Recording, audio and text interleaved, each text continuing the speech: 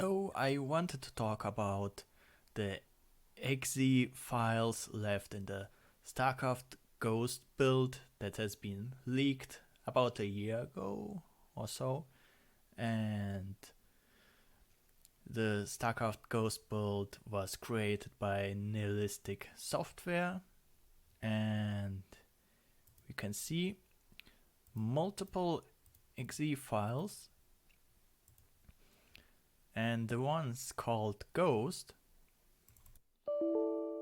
you cannot run them in Win32 mode. So some people say that means it's a Win16 executable. That's not the case. So if we open up this file in a hex editor, so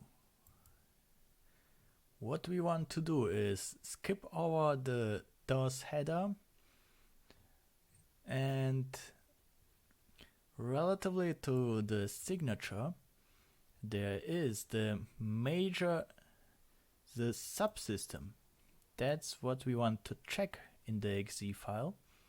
So it is at an offset 58 plus 4.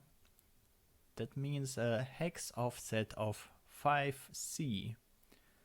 Let's check.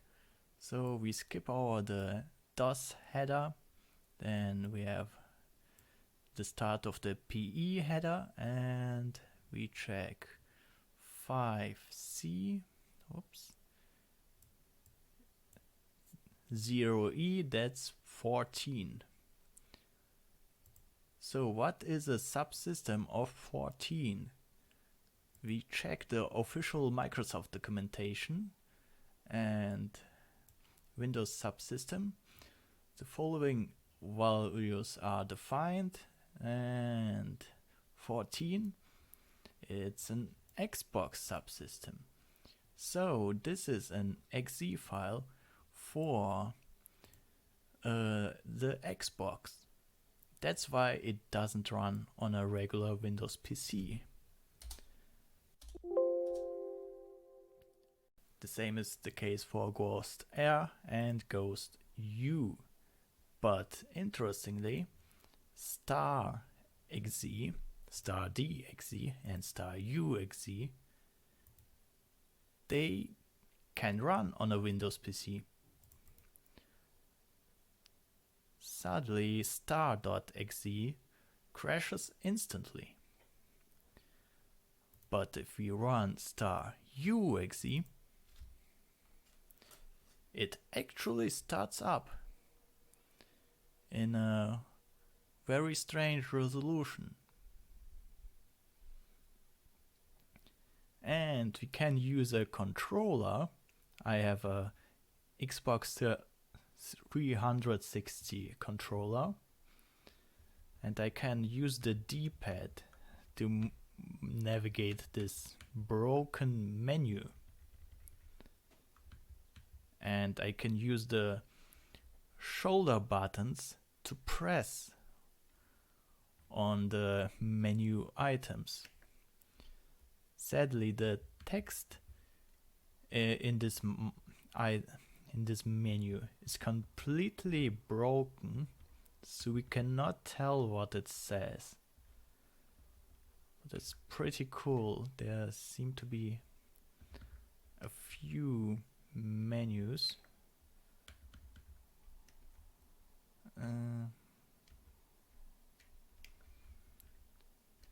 This one is the biggest one. That's pretty neat. And on many of those you can press, and then it goes into a loading screen, and then it crashes. So that's a bit of a bummer.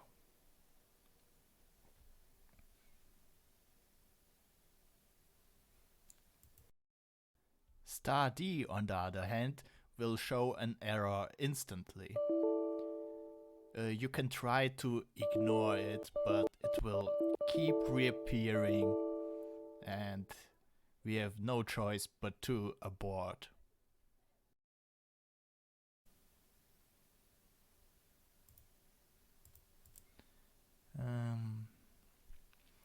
But what we can do is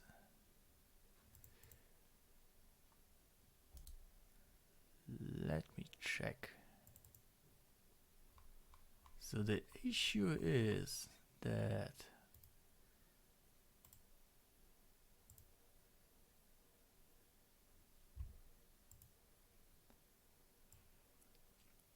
this game.nls file has too many lines.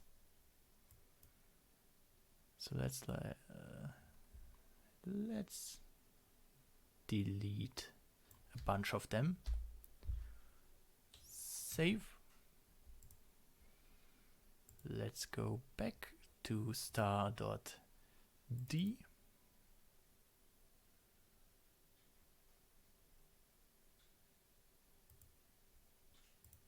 Whoops.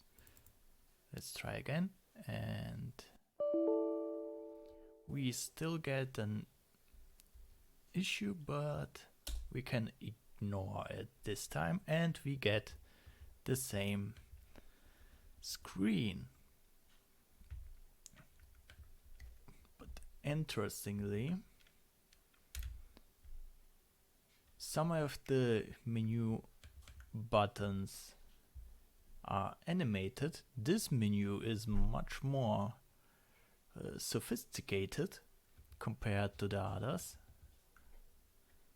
Like you can see there's 3 items moving around.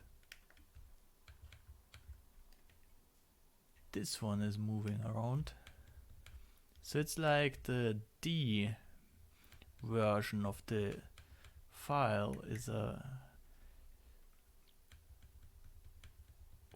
later build compared to the U version. And again we can, whoops, the thing at the bottom just disappeared. That's interesting.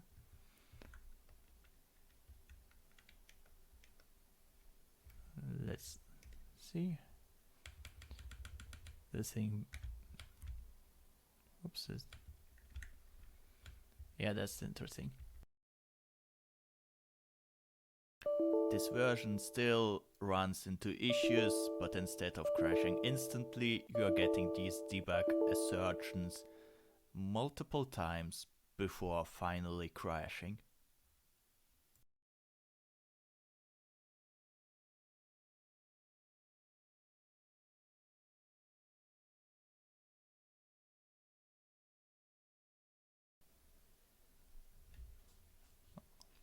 Another fun fact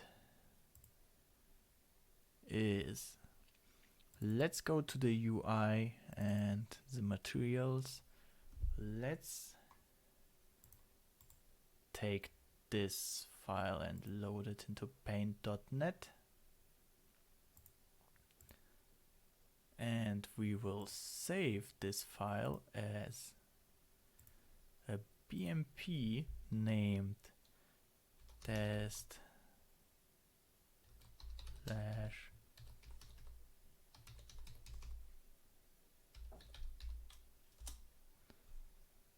let's save it as that, and we go back and we start up our exe, and now we have a background. So there was a BMP missing that was used as the background picture, which is pretty neat.